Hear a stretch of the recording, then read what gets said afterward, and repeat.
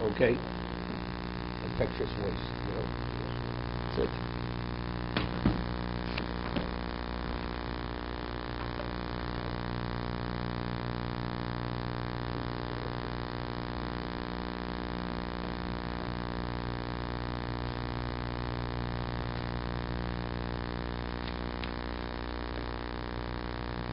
Okay, we let clip 630 talk about it. Hamatzliach.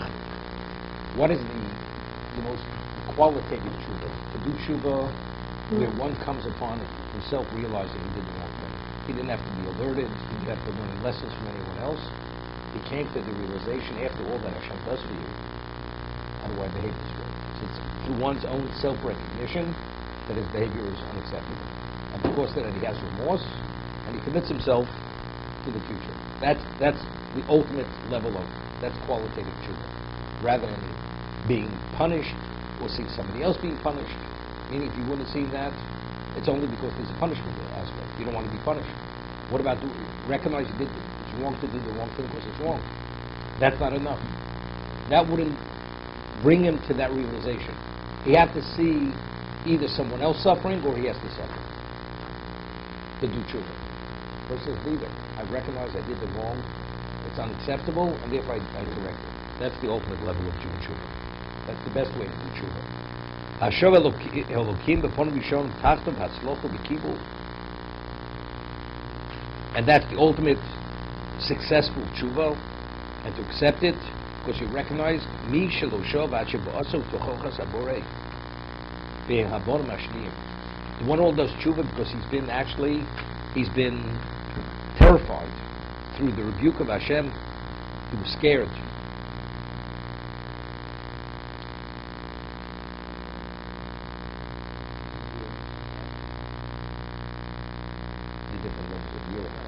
Different levels of there's awe, reverence, and there's fear of punishment.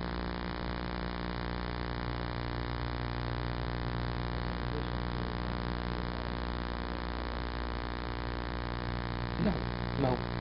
Be reverence. It's just unacceptable. The person doesn't behave properly. It comes to the realization I haven't behaved properly. It's not the ava, and it's not the yura. I mean, person's a heel. Let's say a person's not appreciative. Yeah, the person only does good to you. And it's for disrespect to that person. When you realize after you always does it, is that proper behavior? It has nothing with ava or anything. It's recognition that it's unacceptable in your behavior. Mishal Shovat Shechola Ro Al Svivov. You speak about person in tshuva he saw he was exposed to other people being punished. And because of that, he did tshuva. Mishal Shovat Shechola Olav Onish Nisyasav. What about it? He was personally affected. When we spoke about, you heard about the tsunami, earthquakes. Like in a moment, communities were just destroyed. And you start thinking. See God's wrath. So what happened there could happen here. You know, you're smart. Make sure to make the correction before it happens here. Avert the problem. So again, you had to see that level of suffering for you to what? Then what about the person himself? Was the victim of the suffering? That's the least. That's qualitatively that's the most that's the least of the person who does tshuva.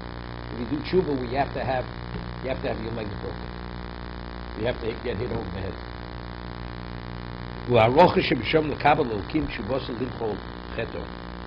For God to accept that person's tshuva, it's not so simple. Because why are you truly doing tshuva? God, you gave me no choice. You understand? You gave me no choice. Do I have a choice? So what is the value? If you'd be able to escape from it, you'd escape. But because you realize you can't escape, that's why you're behaving yourself. He has to do tshuva. Hashem has to see true remorse and abandoning that way.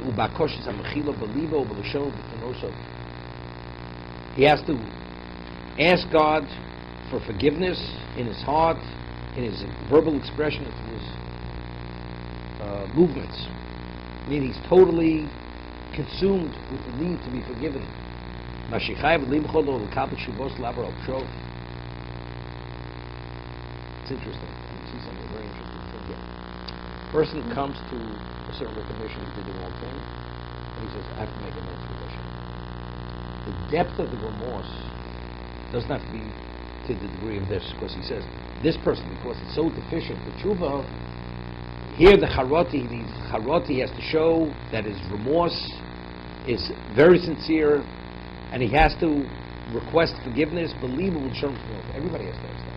Right? Anytime we do tshuva, you have to ask forgiveness. It seems to be the level of forgiveness here, you have to demonstrate to a greater degree that you're sincere in what? In your request for forgiveness. Because over here, initially, what motivated you to do tshuva? Unfortunately, you had to be hurt. So therefore, you're starting off already not in a good place. It's because you had no choice.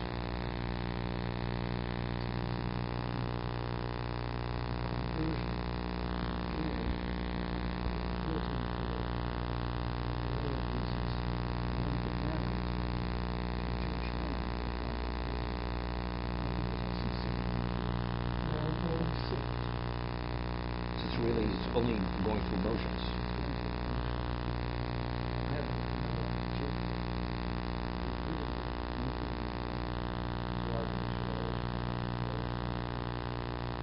No, that's not the reason. Look, we're not looking for volunteers. So good. So that's the case. We're not saying you should. We're not saying, but factually, it's a inferior quality conversion. But there has to be minimally a sincere commitment that you're going to carry through. But if just lip service and afterwards you're not going to keep anything, you never meant to keep anything, then it's nothing. But the woman says, I will keep Shabbos, I will keep this. And in a month she says, I'm not keeping anything. No, she said, I'll try it. But that's not a commitment. You borrow $1 million, and you say, are you going to pay? You're going to pay back? I'll try. I'm not giving you the money. You're just going to try. You say, I will, okay. And there's an indication you will. But if there's not even a consideration you will, by saying, I'm going to try, trying is not enough. Same thing. I'll try to keep the mitzvahs. God says, don't do many favors. You have to meet a certain minimal level of criteria. You meet it. You meet the standards, you're not accepted.